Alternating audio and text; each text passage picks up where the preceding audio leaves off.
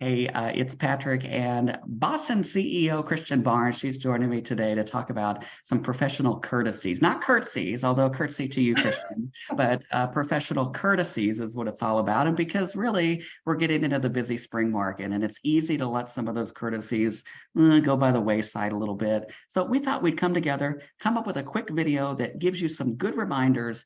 And really, Christian, it all starts with a ding dong. Am I right? You are right. Let's talk about when you're out showing. I know everybody's getting really busy right now and the market's getting crazy again. And I think, these reminders are just good for everybody. And yes, it starts with the ding dong. Make sure when you're out showing, especially if you're going into an occupied property, and don't assume that it's unoccupied, knock, ring the doorbell. That was something that I remember I learned when I was very young, when I was out showing with my parents, and I used to be the one to ring the doorbell. But important that way, if anybody is inside, you've got to announce yourself. You don't want to surprise anybody. That can go wrong really quick. You don't know what you're going to walk into sometimes. No. I bet some of us have experienced that. And you got to leave a business card too, right? That's a professional courtesy. And what about feedback? I think it's important to leave feedback. Even, you don't have to disclose things on it. I know there's a lot of discussion about, do you do feedback? Do you not do feedback? I don't want to disclose anything, but I think it's just a professional courtesy to leave it, even if it's very general. I always think it's a good idea to leave feedback, and we know what it's like when you're a listing agent and your sellers are waiting for that feedback, and they're on you because they don't see it. And I think it goes a long way. Yeah, kind of give and take. Hopefully the people you leave feedback on will leave feedback on your listings in the future. That's kind of idea. As a buyer's agent, we have such a responsibility when we're out at the properties for the safety and security of our clients, but also the safety and security of that property. And what happens when there's multiple buyer's agents there at the same time? How do we uphold our responsibility? I don't know. What do you do? You've got to be the person that opens the iBox or the lockbox is ultimately responsible.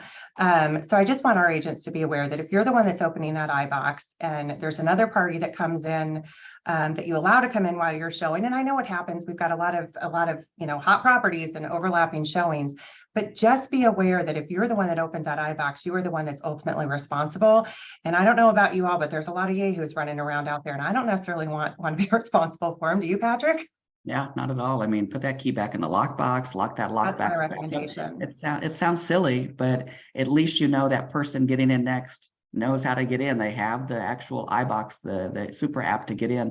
Yeah, I mean, at least hand them a business card, show them that, or at least get a business card from them, I think is what I meant, to make sure that they're a real agent, really getting in the property. So that's good. And it's just communication with those other agents, right? You've got to communicate with those other agents, even if you're not doing a deal with them. We owe it to them to let them know of certain things, like if we're running late or running behind or need to reschedule, because those sellers got out of the house just for us, and usually in a 30-minute window. I know it's hard to hit that 30-minute window, that time slot, but they probably got the kids, they stopped cooking dinner, they turned off their Zoom meetings from work, and they left the house just for us. So just some common courtesies about calling when you're running behind. Absolutely. And Patrick, you bring up a good point. And I think communication is key. And the golden rule, do unto others as you'd like done to you.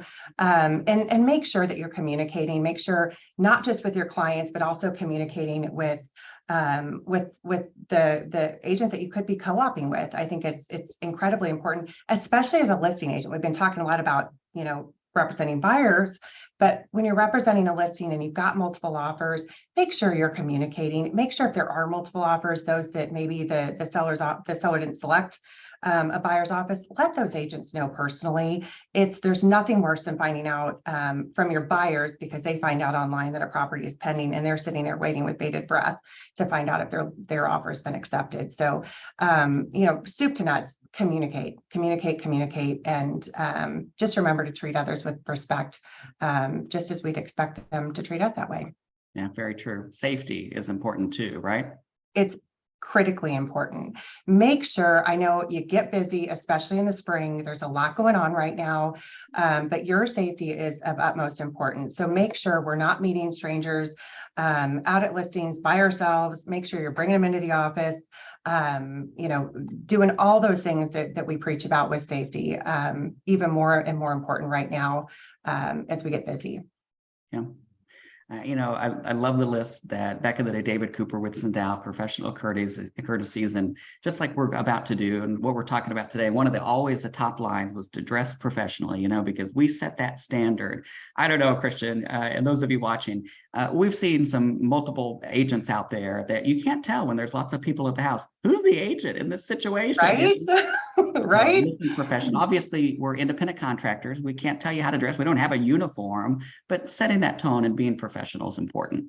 Agree. And I think that that's the bar that we've always set in our marketplace is we set that bar for professionalism. And I think dressing appropriately and professionally. I know our business has gotten very relaxed and very casual, which is good and bad.